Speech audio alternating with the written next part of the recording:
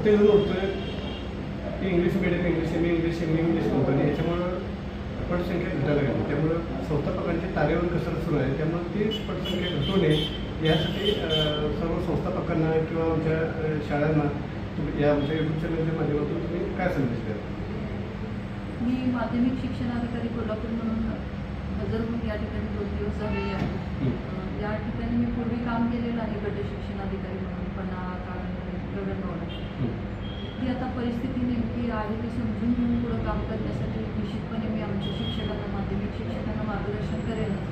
पण जर शाळेमध्ये गुणवत्ता असेल तर ज्या सर्व शासनाची शिष्यवृत्ती आहे, परीक्षा आहे, त्यामध्ये जर आपले विद्यार्थी आले तर त्या शाळेचा निश्चितच आलेख वाढणार आहे आणि त्यामुळे आपली पटसंख्या वाढण्यासाठी मदत होईल. त्यामुळे ज्या शिष्यवृत्ती परीक्षा आहेत, 5वी आहे, 8वी आहे, NMMS परीक्षा आहे, त्याच्यामध्ये जास्तीत जास्त प्रयत्न करून आपली मुलं या परीक्षांच्यामध्ये कशी जास्तीत जास्त उत्तीर्ण होतील, क्रमांक मिळतील याच्याकडे मी लक्ष देईन.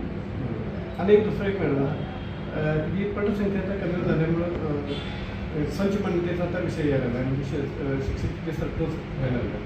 त्यामुळं या संदर्भात शासन काय निर्णय म्हणजे आता शासन स्तरावर काय सुरू आहे म्हणजे आता काय करावं?